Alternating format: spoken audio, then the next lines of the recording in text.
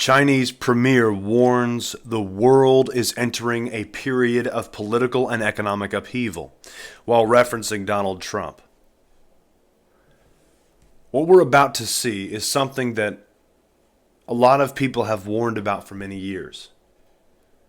We're in the beginnings of the manifestation of World War III. I said the manifestation instead of the actual kicking off at the starting of it because we've been in it this whole time. It's just been in the background. It's just been, of course, with the proxy wars and things like that. We've been seeing all of these strings be pulled.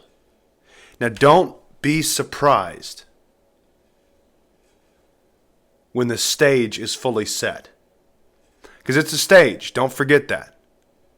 It's always a stage. And when all the acts are finally complete, we're going to see World War III. And we're on the cusp of such now.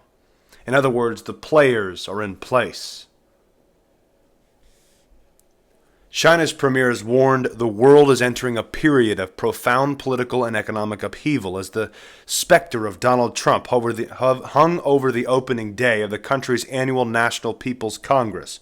Speaking in the Great Hall of the People, the cavernous Mao-era building where China hosts its most important political spectacles, Li urged China to brace for more complicated and graver situations ahead as a result of developments both in and outside China.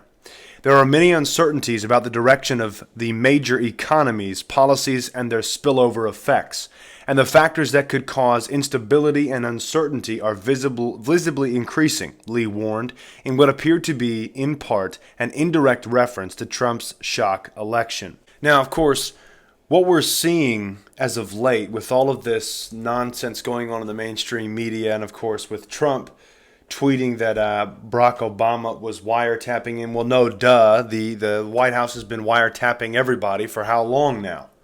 I mean, this has potential to be very good. Don't get me wrong. Don't get me wrong. But what we're focused on, of course, is this geopolitical stage of uncertainty. We've been saying that this is the new era of multipolarity, and how does that affect all of us? Because it's a foundational shift in this entire political structure. We were going one way, and of course, it's the light way. Well, now we're going the dark way. And of course, there are two sides to the Luciferian satanic agenda. And of course, we can see the agenda laid out for us by Albert Pike. That's coming to fruition through the multipolar world order. And of course, this more complicated and graver situations ahead that China is speaking of, the elite or the people who are sitting in the background are pulling strings to cause these massive calamities that are coming upon the world. And a lot of people want to say, well, Trump's going to stop all that. Let me tell you something. Whether you're for Trump or against him, it matters not. These people who sit in dark rooms and smoke cigars, who we call the cabal or the elite, they pull a few strings, they crash whole countries. The people who are that powerful are not necessarily worried about one single president. They're worried about the people. You, me, and a whole bunch of us. Just keep that in mind. Now, of course, again, don't take me wrong.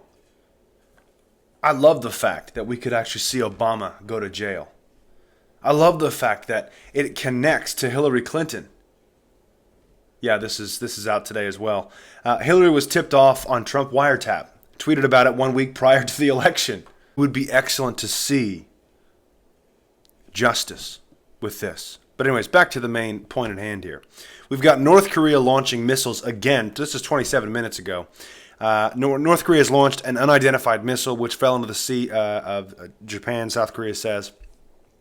The missile was fired on Monday from the Tongchang-ri region near the north's border with China, the South Korean military said. Last month, North Korea said it had successfully test-fired a new kind of ballistic missile in a launch supervised by leader Kim Jong-un. The nation is banned by the UN from any tests of missile or nuclear technology. The test in February was condemned by the UN, the US, South Korea, and Japan. A South Korean military official said the latest launch, which took place at 07:07:36 local time Monday, was being investigated to determine the type of the projectile used. So again, we're seeing the uptick or this tension surmounting. But again, North Korea does this almost every year around the same time. It is a stage, folks. Don't forget that. That's all I've got for you. God bless and carry on.